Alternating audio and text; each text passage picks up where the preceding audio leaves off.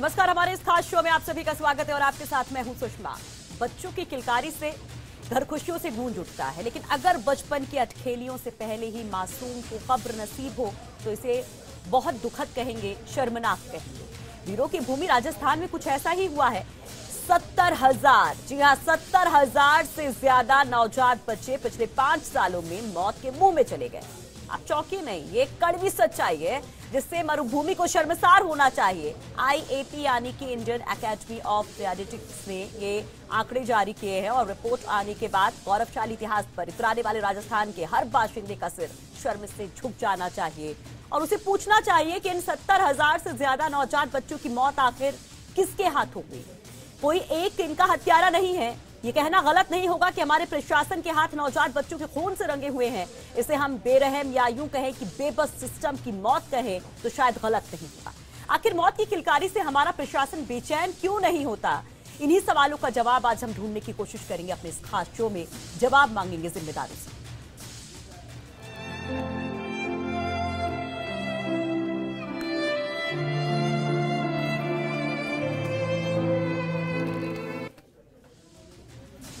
तो कई सवाल हैं, लेकिन जरा अगर आंकड़ों पे आप गौर करें तो भारत में हर 2 मिनट में 3 नवजात की मौत हो जाती है। सबसे बड़ा जो कारण निकल कर आता है कुपोषण निकल कर आता है। कुपोषण को लेकर तमाम कोशिशों की बात कही जाती है, लेकिन अगर आप पूरे बड़े परिप्रेक्ष्य में देखें तो एशिया जहां पर सबसे ज्यादा कुपोषण, एशिया में इंडिया में सबसे ज्यादा कुपोषण, और इंडिया में जब आएंगे तो राज्यवार अगर आप बात करेंगे तो वहां पर राजस्थान में स्थिति बहुत ज्यादा गड़बड़ दिखाई देती है। तो ये आंकड़े चौंकाने वाले हैं। कई सवाल भी है कि न्यू इंडिया की नींव कैसी है जब हमारा भविष्य ही सुरक्षित नहीं है, नवजातों को हम बेहतर जिंदगी नहीं दे पा रहे, बेहतर क्या जिंदगी ही नहीं दे पा रहे, उनको मौत से नहीं बचा पा रहे हैं, तो आखिर कैसे न्यू इंडिया स्टैंड करेगा जिसकी बातें कही जाती है। हाँ, सियासत खूब होती है, बयानबाजी खूब होती है, लेकिन ये आंकड़े चौंकाने वाले हैं कि किस तरह से शिशु मृत्यु दर बढ़ गया है और जो कोशिशें पिछले 10 साल में होनी चाहिए थी वो कोशिशें यहां पर नहीं होती हैं। और अगर इस रिपोर्ट की, जिसका हम जिक्र कर रहे हैं, IAP की रिपोर्ट की बात करें तो सबसे जो गौर करने वाली बात है कि जयपुर, जोधपुर और अजमेर ऐसे जिले हैं जहां पर सबसे ज्यादा नवजातों की मौत रजिस्टर की गई है। और आंकड़ों को अगर देखें तो जयपुर जो कि राजधानी, यहां पर 2000 से ज्यादा 2212 बच्चों की मौत रिकॉर्ड की गई है, नवजातों की मौत रिकॉर्ड की गई है, और जोधपुर उसके बाद है और तीसरे नंबर पर अजमेर है। और ये भी देखिए कि ग्रामीण इलाकों से ज्यादा शहरी इलाकों में नवजात बच्चों की मौत के आंकड़े सामने आए हैं।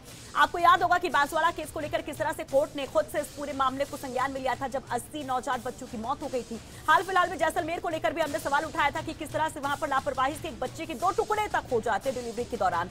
और उसके बाद एक और घटना सामने आती है झुंझुनू की, जो सबको सख्ते में डाल देती है, लेकिन उसके बावजूद हम सबक नहीं लेते हैं क्या? और यही वजह है कि कोई बड़ा एक्शन नहीं लिया जाता और इस वजह से ये आंकड़े डराते हैं, खौफ पैदा करते हैं। लेकिन एक बात और है कि स्टेट गवर्नमेंट की तरफ से एक टारगेट रखा गया है कि अगर इन डेथ के आंकड़ों को कम किया जाए तो ये टारगेट रखा गया कि 2022 तक 28 कर दिया जाएगा पर 1000 के हिसाब से इसको, जबकि अभी 41 के करीब है। ये कैसे डिक्रीज होगा, ये एक बहुत बड़ा सवाल है।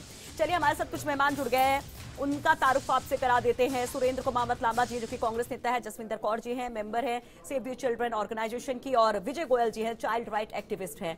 तो सबसे पहले सियासत से हम बात करते हैं कि क्या कुछ हो सकता है। जसविंदर जी, ये एक आंकड़ा बहुत चौंकाने वाला है, खासतौर पर अगर इस पूरी रिपोर्ट को हम देखते हैं तो 5 साल में 70,000 से ज्यादा नवजातों की मौत, लेकिन शहरी इलाकों में ज्यादा मौत। ये क्या इंगित करता है, ये क्या दर्शाता है?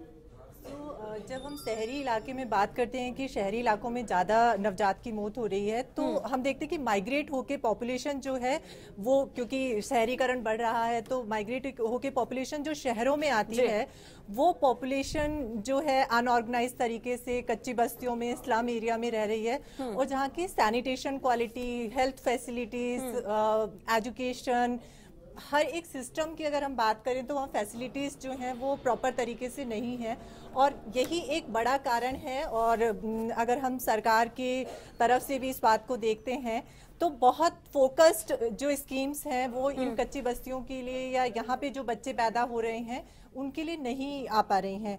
तो अगर सरकार इन चीजों पे फोकस करे तो मुझे लगता है इन डेथ्स को बहुत कम किया जा सकता है। विजय गोयल जी, ये इस पर आगे बात करेंगे कि और क्या कोशिशें हो सकती है। विजय गोयल जी, अमूमन हम देखते थे कि ट्राइबल एरियाज में ही कुपोषण की समस्या ज्यादा रहती थी और वहां पर अगर हम IMR की बात करें, शिशु मृत्यु दर की बात करें, तो वहां पर ज्यादा होता था। लेकिन अगर जयपुर, जोधपुर और अजमेर जैसे जिलों में ये आंकड़े हैं और खासतौर पर सबसे ज्यादा राजधानी के आंकड़े हैं, तो ये बहुत बड़ी समस्या बन गई है। क्या इससे उबरने के लिए अब क्या कुछ? देखिए, समस्या बहुत बड़ी है और ये समस्या आज पैदा नहीं हुई। ये समस्या सदियों से चलती आ रही है। हम विकास की बात कर रहे हैं, वो विकास हमारा कहाँ पे हो रहा है वो एक दृश्य दिखाता है। ये आंकड़े दिखाते हैं कि हम विकास कहाँ कर रहे हैं। क्या बच्चा हमारी प्राथमिकता में है? मिनिमम डेवलपमेंट गोल का जी हमको देखे हैं, मिनिमम डेवलपमेंट गोल 2000 में तय किया गया था। उस 15 साल का जो एक पूरा लक्ष्य था, उस पूरे लक्ष्य में ये था कि IMR को कम करके आप 41 या 42 से लेकर के 15, 20, 21 तक लेकर के आना था जी। 41 के बाद से कुछ हुआ नहीं। हाँ। उसको लेकर के जो इंफ्रास्ट्रक्चर और जो फैसिलिटीज आपको डेवलप करनी थी हॉस्पिटल्स में, प्राइमरी हेल्थ केयर सेंटर्स में जी, कम्युनिटी हेल्थ केयर सेंटर्स पे, वो इंफ्रास्ट्रक्चर, वो फैसिलिटीज आज भी आप नहीं बना पाए। आप कह रहे हैं कि हमारे सरकार का आंकड़ा है कि वो ये कह रहे हैं कि 907 कुछ प्राथमिक स्वास्थ्य केंद्र जिसमें हम 24 आवर्स की हम फैसिलिटीज दे रहे हैं। न्यू बॉर्न स्टेबलाइज यूनिट जो डेवलप करनी थी, जो स्टेब्लिश करनी थी इन प्राथमिक स्वास्थ्य केंद्रों पे, सामुदायिक स्वास्थ्य केंद्रों पे, वो आज तक नहीं डेवलप हुई, कागजों में डेवलप हुई है। कुपोषण उपचार केंद्र जो आपको हर हॉस्पिटल्स में खोलने थे, उसके लिए एक आपको अलग से इंफ्रास्ट्रक्चर बनाना था जिसमें एक डॉक्टर स्पेशली उन कुपोषण उपचार केंद्र में रहना। इसके पीछे विजय जी ये जवाब ले लेते हैं फैसिलिटीज हैं। सुरेंद्र लांबा जी बिल्कुल इस पर बात करेंगे क्योंकि शायद 18 साल से कम उम्र के बच्चे, या शायद दुनिया में जो बच्चा आ रहा है वो जब तक वोटर बनेगा सुरेंद्र जी, तब तक कई बरस बदल जाएंगे, कई सारे बरस हो जाएंगे, कई सरकारें बदल जाएंगी। क्या इस वजह से वो प्राथमिकता में नहीं होते हैं? और यही वजह है कि हम चाहे शिशु मृत्यु दर देखें या मातृ मृत्यु दर देखें, भारत के आंकड़े बहुत डराने वाले हैं, और खासतौर पर राजस्थान के आंकड़े। निश्चित रूप से आपका सवाल हम सब के लिए चिंता पैदा करने वाला है, चाहे वो राजस्थान का आंकड़ा हो, चाहे भारत का आंकड़ा हो। लेकिन हम इसको ये यूं नहीं बोल सकते कि भी उस पे इस वजह से गौर नहीं फरमाई जाती है कि उन बच्चों को 18 साल से कम उम्र के हैं इसलिए उनका वोट नहीं है राजनीतिक पार्टियों। नहीं, युवाओं के लिए हम बात कर देते हैं। बिल्कुल, सुनिए सर, हम बड़ी बड़ी बातें करते हैं जिनको तुरंत हम अगर इम्प्रेस करेंगे तो उसका बेनिफिट मिल जाएगा। सुषमा जी, लेकिन लॉन्ग टर्म की जो हम बात करते हैं उसकी तो बात ही नहीं करते। सुषमा जी, 1980 के दशक में जो IMR की जो आंकड़ा था, जो रेशो था, वो था 300 के लगभग। 1990 के लगभग आते हुए 150 हुआ और 2012 अभी आप 41 की बात कर रहे हो। और हमारे साथी यहाँ बीजेपी के आए नहीं है। अगर मैं मेरी बात रखूं तो ये लगेगा कहीं न कहीं मैं अपना पक्ष रख रहा हूं, क्यों पिछले सालों में मैं ये नहीं कह रहा कांग्रेस नहीं, क्योंकि कांग्रेस को देश में ज्यादा सत्ता संभालने का मौका मिला, तो जो 300 से जो रेशो था वो 41 पे आया है। तो कहीं न कहीं सरकारों की योजनाएं रही है, सरकारों ने उस पर काम किया है, पार्टियों ने उस पर काम किया है, तो उसी का है। क्योंकि 41 भी मैं ये कह रहा हूँ बहुत ज्यादा है। और पिछले 5 साल का जो आज डाटा 2 दिन से चल रहा है, आज टाइम्स ऑफ इंडिया की खबर है, उसके 70,000 निश्चित रूप से हम सब लोगों के लिए चिंता की बात है। लेकिन आज के समय में जो आपने खुद जहां से अपनी शुरू किया, वो यही बात आई थी कि ग्रामीण के बजाय शहरी क्षेत्र में ज्यादा है। तो मेरा ये मानना है शहरी क्षेत्र में सबसे ज्यादा उसके लिए जो आज खाद्य पदार्थ और पेय पदार्थ है उसका शुद्ध नहीं होना और हमारी शुद्ध नहीं होना, उसमें मिलावट का होना, जहरीले पदार्थ, मैं यही कह रहा हूँ। हाँ। इससे पूर्ववर्ती हमारी सुषमा जी सरकार। लेकिन सर एक चीज, एक सवाल और, अब अगर बीजेपी के नेता को भी हमने बुलाया क्योंकि जिम्मेदारी उनकी बनती है, 5 साल के आंकड़ों की अगर हम बात करते तो उनकी सरकार थी, वो सत्ता में थे, लेकिन वो अभी तक आए नहीं है। अब पता नहीं क्या वजह है उसके पीछे। लेकिन अगर आपकी भी लॉन्ग टर्म की बात करें, 70 सालों की जो आप बात कर रहे हैं, अगर हम एशिया के ही कुछ कंट्रीज को देखें तो टॉप पर IMR के मामले में इंडिया है, नाइजीरिया, पाकिस्तान, कांगो, इनसे भी बदतर स्थिति सर। तो इसके लिए जिम्मेदार कौन है? मैं यही कह रहा हूं ना आपको कि भी अपन इसको राजनीतिकरण नहीं कर सकते। भारत एक प्रगतिशील देश है धीरे धीरे जो मैंने भी आपको जो डाटा बताया कि 1980 में क्या डाटा थे, 1990 में क्या हुए, 2000 में क्या हुए, 2013 में क्या हुए, तो धीरे धीरे कहीं न कहीं, लेकिन जो 41 पे जो वो जो IMR का है और MMR का तो और ज्यादा है, तो वो भी हम सब लोगों की चिंता के लिए। मैं आपको जो कह रहा हूं कि सबसे बड़ी प्लानिंग तो पूर्ववर्ती राजस्थान की अगर बात करें तो कांग्रेस सरकार की थी, वो शुद्ध के लिए युद्ध एक अभियान चलाया गया था। बड़े लेवल पे, पूरे प्रदेश लेवल पे छापेमारी की गई थी, और मैं ये नहीं कह रहा कि उसका 100% रिजल्ट आया था। सर लेकिन देखिए, अब शुद्धता पे तो पूरी जिंदगी के लिए जरूरी है शुद्धता कि शुद्ध हवा मिले, सबसे ज्यादा जो इंफ्रास्ट्रक्चर जरूरी। जो सर ने अभी एक मुद्दा उठाया, एक पॉइंट उठाया, बहुत बड़ा पॉइंट है। CHC की हालत देखिए, PHC की हालत देखिए कि जब कभी भी डिलीवरी में मुश्किल आती है तो हायर सेंटर रेफर करना पड़ता है, और रेफरल केसेस में सबसे ज्यादा मौत होती है। बिल्कुल, मैं ये कह रहा हूं पूर्ववर्ती जो सरकार थी, सबसे ज्यादा जो CHC PHC गांवों तक के मेडिकल फैसिलिटी अवेलेबल कराने का काम हमारी पूर्ववर्ती सरकार ने किया। फ्री मेडिकल की, फ्री मेडिसिन की व्यवस्था हमने की, फ्री जांचों की व्यवस्था की। 5 साल का जो पिछला कार्यकाल राजस्थान में रहा, उसमें उस पर गौर नहीं किया गया। जो जनता को जो हमने सुविधा उपलब्ध कराई थी, उसका राजनीतिकरण करने का प्रयास किया गया। क्या बार-बार राजनीतिकरण की बात कर रहे हैं? आपको जवाब देने के लिए यहाँ पर बीजेपी के नुमाइंदे नहीं है। जी सर, एक और सवाल जो मुझे लगता है, अभी हाल फिलहाल में एक रिपोर्ट आई थी कि प्राइवेट जो हॉस्पिटल्स हैं वो इसके लिए जो पैसा कमाने की होड़ है, वो शायद एक बहुत बड़ा एक इशू इसका है, एक मुद्दा। आपने जो कहा कि इसको जो जिस तरह से राजनीतिकरण करना चाह रहे हैं इस पूरे मुद्दे का, मैं इससे बिल्कुल असहमत हूँ। इस मुद्दे का पहली बात तो राजनीतिकरण होना ही नहीं चाहिए। ये जो भी नहीं, आंकड़े तो दिखाते हैं सर, हमारी गवर्नमेंट मैं आपकी बात का समर्थन करता हूँ, छत्तीसगढ़ में, झारखंड में, जबकि सबसे मैं आपकी इसी बात का समर्थन करता हूँ कि हर ये कोई राजनीति का मुद्दा ही नहीं है। मैं तो ये बात हमें समझ लेना चाहिए। मैंने जो पहला वाक्य जो मेरा था कि बच्चा हमारी प्राथमिकता में है या नहीं, बिल्कुल है, प्राथमिकता में बिल्कुल है। आपने क्या कांग्रेस से पहला सवाल बिल्कुल बताइए कि आपने अपने मैनिफेस्टो में जो कहा है कि हम राइट टू हेल्थ फैसिलिटी की बात कर रहे हैं, राइट टू हेल्थ की, क्या उसके लिए आप तैयार हैं? बिल्कुल तैयार हैं। आप तैयार नहीं है, कांग्रेस ने कोई भी तैयार नहीं है। अब आप कोई भी तैयार नहीं राइट टू हेल्थ लाने के लिए। मैनिफेस्टो हमारा है, आप उस सुनिए, मेरी बात सुन लीजिए Vijay ji. Right to health लाने के लिए आपको जो काम करना पड़ेगा ना, मैं तो कह रहा हूँ इस बात को, मैं ये कह रहा हूँ हमारे मैनिफेस्टो की एक लिखी हुई बात, एक शब्द गवर्नमेंट डॉक्यूमेंट बन चुका है, देश में पहला एग्जाम्पल है, जो उसको इम्प्लीमेंट करने के लिए एक कमेटी गठित की गई है चीफ सेक्रेटरी के डायरेक्शन में। और अगर आपको लगे आप हमारी पार्टी के, हमारी सरकार के दरवाजे खुले हैं, आप उस पर ऑब्जेक्शन उठाइए, आप आवाज उठाइए और निश्चित रूप से आपकी बात सुनी जाएगी। हमारे पास काफी अच्छी पॉलिसीज हैं, अगर हम सरकार की देखें, चाहे वो बीजेपी। लेकिन प्रॉब्लम मैम ये है एक मिनट सर कि पॉलिसीज आती हैं लेकिन उनको अप्लाई करने में वो दिक्कत होती है कि गांव खेड़े तक वो पहुंचती है कि नहीं। पॉलिसीज बनाती है, बहुत अच्छी पॉलिसीज है, लेकिन उनका इम्प्लीमेंटेशन प्रॉपर वे में होना चाहिए। मुझे लगता है उस पर फोकस करने की जरूरत है कि उसकी मॉनिटरिंग हो प्रॉपर, उसको लेकर बात वक्त अगर हम डॉक्यूमेंट्स देखेंगे तो बहुत अच्छे डॉक्यूमेंट्स बने हुए। न्यूबॉर्न नवजात शिशु सुरक्षा कार्यक्रम जो सरकार ने लॉन्च किया था, और मुझे लगता है वो कांग्रेस सरकार के टाइम पे ही आया था 2014 में। उसके बाद से मतलब अब तक हमने उस जो न्यूबॉर्न एक्शन प्लान बना हुआ है उसको कितना प्रॉपर वे में रिव्यू किया, कितना उसको इम्प्लीमेंट किया, कितना हम उसको। चलिए एक मिनट बीजेपी का पक्ष भी जान लेते, क्योंकि 5 साल के जो आंकड़े हैं उसमें बीजेपी सत्ता पर थी। तो हमारे साथ बीजेपी नेता डॉक्टर SS अग्रवाल जुड़ गए हैं।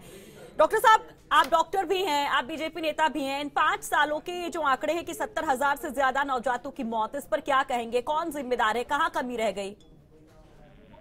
मैं एज ए डॉक्टर मैं ये कह सकता हूँ कि जो व्यवस्थाएं हैं उनके अंदर कहीं कमी रहती है, उसके कारण यह सारा होता है।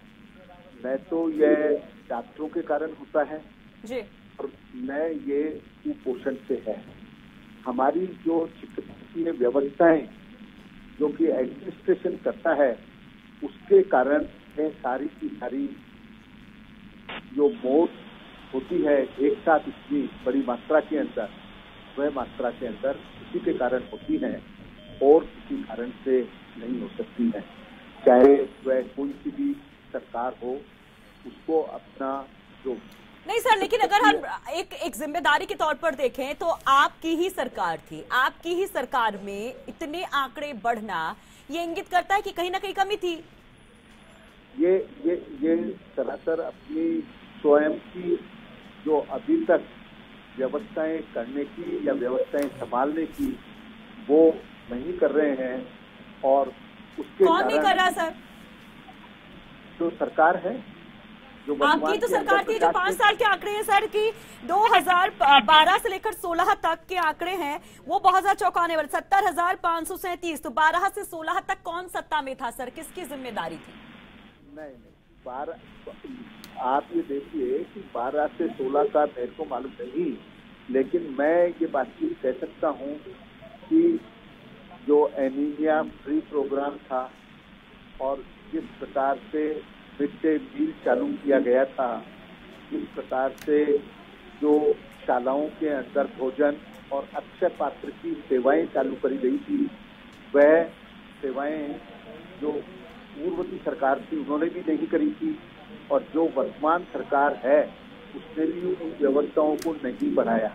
चलिए सुरेंद्र लामा जी, क्या आप संतुष्ट हैं यहाँ पर एसएस अग्रवाल जी के बयान से? नहीं, मैं डॉक्टर साहब के बयान से बिल्कुल ही सेटिस्फाई नहीं हूँ, और शायद प्रदेश का और देश का कोई भी नागरिक नहीं होगा। आज जिस प्रकार मैडम हमारी सरकार है और हम हमारी अकाउंटेबिलिटी से दूर हटें कि भी ये सरकार का आज कोई भी अगर किसी प्रकार की समस्या है, किसी प्रकार की किसी प्रकार का जो स्वास्थ्य को लेकर के कोई चिंतनीय बात है, तो उसके लिए निश्चित रूप से जो स्टेट में सरकार है, केंद्र में सरकार है, उन लोगों को जिम्मेदारी लेनी चाहिए। और इनका क्या मानना है कि 2012 से 16 में ऐसा कुछ नहीं हुआ, ऐसा नहीं है। आपके पास खुद के पास डाटा है, और मैं आपको विश्वास दिलाता हूं कि आज राजस्थान में हमारी सरकार है। पूर्व में भी जो पब्लिक वेलफेयर के लिए और हेल्थ के सेक्टर में अगर कोई भी स्कीम्स चल रही थी तो फिर से लागू की जाए। नेशनल फैमिली हेल्थ सर्वे की रिपोर्ट कहती 2015-16 की कि हमने थोड़ा सा सुधार किया है। अब 41 पर 1000 हो गया है IMR, लेकिन पिछले 10 सालों में जो रफ्तार होनी चाहिए थी वो नहीं देखने को मिली है। सेंटर की बात करें, स्टेट की बात करें, तो कहीं ना कहीं आपकी भी हिस्सेदारी थी सर। बिल्कुल, मैं आपकी बात से सहमत हूँ सुषमा जी कि भी ये तो जो है वो जीरो होना चाहिए, चाहे 41 हो, और हम आके इस 41 को 21 पे लेके आके हम ये कहेंगे कि हम 21 पे लेके आए तो कहीं 21 भी। अच्छा, तो क्या हमारा जो प्रयास होगा, हेल्थ डिपार्टमेंट के जो अधिकारी हैं, डॉक्टर्स, उनके भी पेंच कसे जाएंगे? क्योंकि अक्सर लापरवाही, जो हमने एक खबर पर हमने जवाब तो देना पड़ेगा, किया भी था जैसलमेर का जो मामला था, बिल्कुल जिस तरह से आपने किया और उस पर एक्शन भी हुआ। आपकी बात, आपको मैं शुक्रगुजार करूंगा फर्स्ट इंडिया न्यूज का, आपकी टीम का, कि आपने अगर हमारे ध्यान में मुद्दे को लाए तो उस पर तुरंत एक्शन हुआ है, और इस प्रकार की कहीं भी लापरवाही राजस्थान प्रदेश में बढ़ती जाएगी तो तुरंत एक्शन लिया जाएगा सरकार की तरफ से। जो प्राइवेट हॉस्पिटल, सबसे अहम मसला ये भी हो जाता है। आप दोनों से सवाल है, जसविंदर जी, आपको क्या लगता है कि प्राइवेट हॉस्पिटल्स जिस तरह से कुकुरमुत्तों की तरह खुलते जा रहे हैं, रजिस्ट्रेशन फटाफट हो जाता है, कई दफा बिना रजिस्ट्रेशन के भी चलते रहते हैं, वहां पर पैसा कमाने के होड़ में अनट्रेन्ड लोगों के हाथ से डिलीवरी करवाई जाती है, क्या वो भी एक बड़ा रीजन है इसके पीछे?